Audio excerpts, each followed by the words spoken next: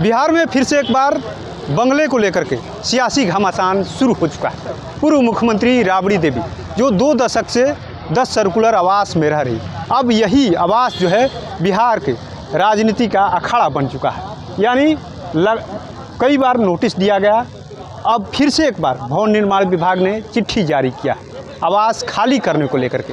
हालांकि पहले इस बंगले को किसी नेता के लिए, किसी मंत्री के लिए अलॉट नहीं किया गया था रहने के लिए, लेकिन अब बाकायदा भवन निर्माण विभाग ने चिट्ठी जारी किया है कि 39 नंबर हार्डिंग रोड जो है राबड़ी देवी के लिए, और 10 सर्कुलर जो आवास है बिहार सरकार के जो नए मंत्री बने हैं नंद किशोर राम बीजेपी कोटे से हैं, अब उनको ये अलॉट कर दिया गया है। कई तरह की चर्चा हो रही है, और राबड़ी देवी जैसे ही दिल्ली से बिहार पहुंची, पटना एयरपोर्ट पर 2 टूक बयान दे दिया, आवास खाली नहीं होगा, फोर्स बुला करके खाली कर लीजिए। अब इस बयान के बाद से कई तरह की चर्चा हो रही है कि राबड़ी देवी ने इस तरीके की बातें क्यों कही।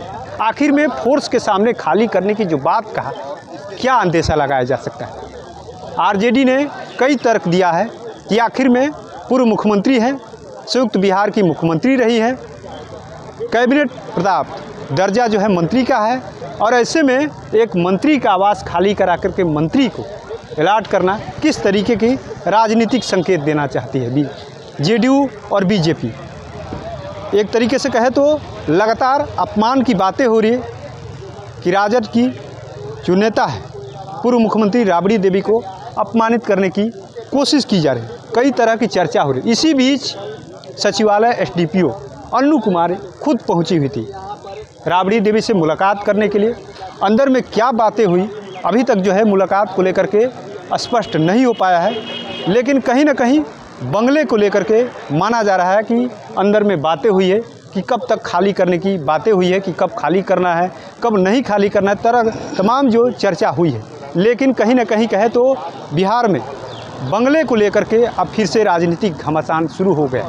2 दशक से आरजेडी और महागठबंधन का राजनीति का केंद्र रहा राबड़ी आवास, अब कहीं ना कहीं अब इस पर जो है चर्चा का विषय शुरू हो गया कि आखिर में इस बंगले को लेकर के बीजेपी और जेडीयू टेंशन में क्यों इस बंगले पर सबकी नज़र टिकी हुई। ये बंगला जो है पूर्व मुख्यमंत्री नीतीश कुमार के आवास के करीब है।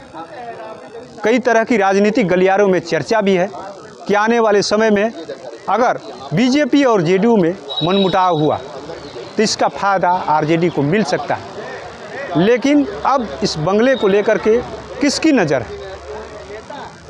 दलित कार्ड की भी बातें हो रही है कि दलित जो कोटे से मंत्री हैं उनको ये भवन अलॉट कर दिया गया है, अब ये संभवतः बंगला खाली हो जाएगा। लेकिन राबड़ी देवी के बयान के बाद से घमासान मचा हुआ है। एसडीपीओ अन्नू कुमारी भी पहुंची हुई थी। ऐसे में देखना होगा अंदर में जो मुलाकात हुई है उस मुलाकात का आने वाले समय में कितना असर पड़ता है, और बंगले को लेकर के जो सियासी घमासान छिड़ा हुआ है उस पर कब विराम लगता है। अपने सहयोगी गोलू के साथ कृपा शंकर, NBC 24 पटना।